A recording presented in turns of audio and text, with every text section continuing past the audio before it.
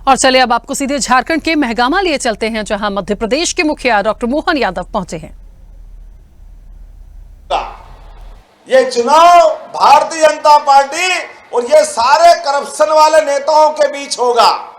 और हम तो आज के इस दौर में चुनाव के जिस बीच में आए हैं, अभी अशोक जी बता रहा है मेरी तो जमीन हिल गई।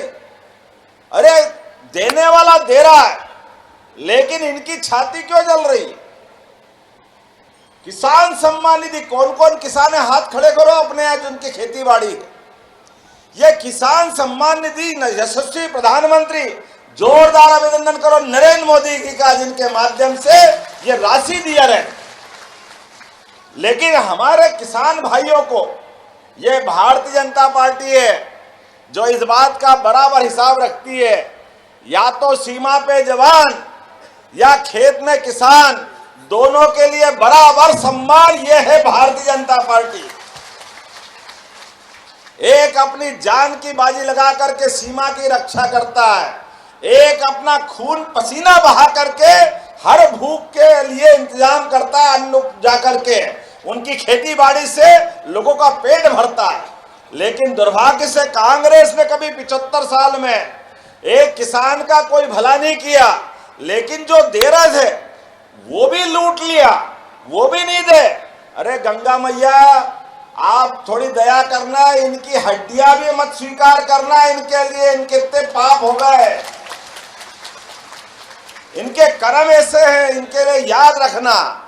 ये कौन से दौर में हम पहुंचे हैं? ये कहां की दुनिया है?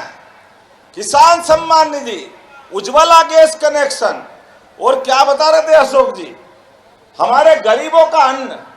अरे बाप रे, ये तो हम तो उस संस्कृति के लोग हैं जो चींटी को भी आटा डाल के उसके भी पेट पालने के लिए हमारे हाथ से पुण्य लगता है। गाय को रोटी दे के आनंद आता है। अपने घर में रोटी बने तो आखिरी रोटी कुत्ते काल भैरव के नाम पे भी करना पड़ता है। हमारे भगवान का भी अलग वाहन है उनका वो। ये हमारी संस्कृति है। 33 करोड़ देवी देवता हम गौ माता में मानते हैं, लेकिन ये ऐसे लोग हैं, इनको गरीबों से भी लेना देना नहीं।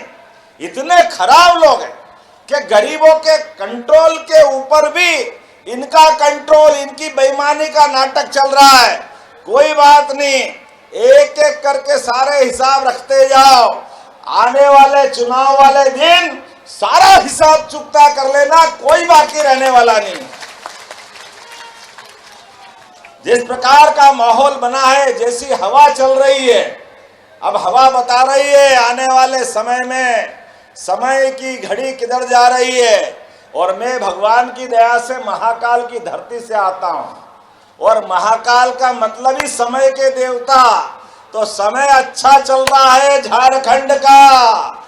झारखंड का बुरा करने वाले अभी किसी लायक नहीं रहेंगे, ये पक्का है। किसी हालत में एक एक घर से एक एक वोट निकालना, किसी को मत छोड़ना, क्योंकि ये आपकी लड़ाई नहीं है, ये विकास की लड़ाई है।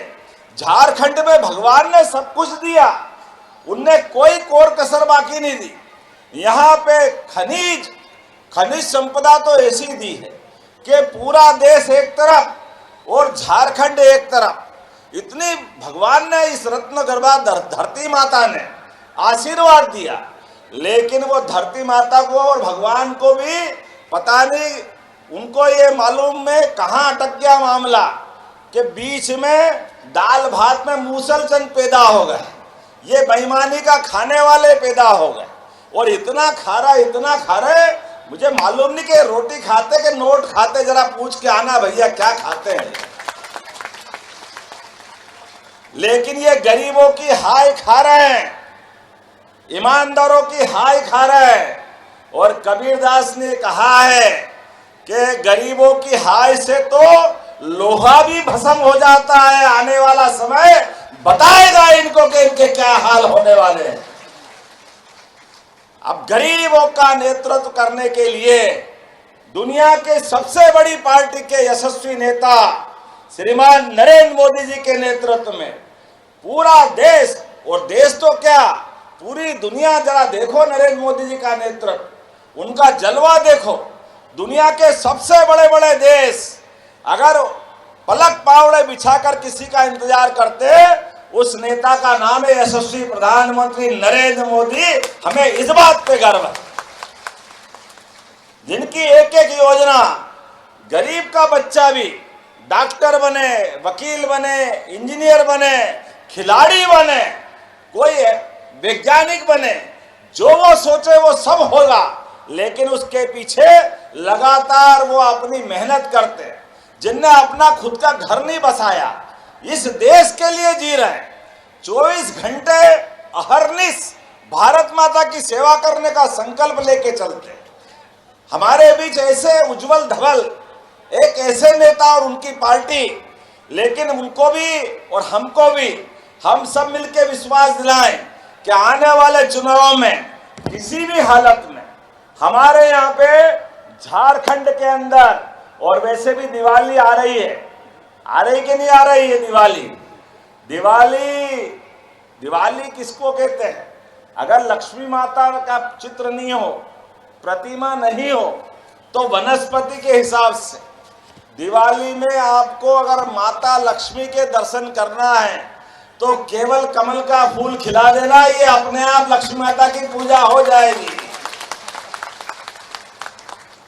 यही तो हमारी माता का आशीर्वाद है। इसीलिए ये कटे पिटे हाथ वाले और पता नहीं कौन कौन उनके साथ वाले, ये हमारे देवी देवताओं से भी नफरत करते हैं। इसलिए भगवान राम भी मुस्कुरा रहे हैं। तो 75 साल आजादी के निकल गए, इनको भगवान राम में भी श्रद्धा नहीं थी। ये लगातार अड़ंगे लगाते गए।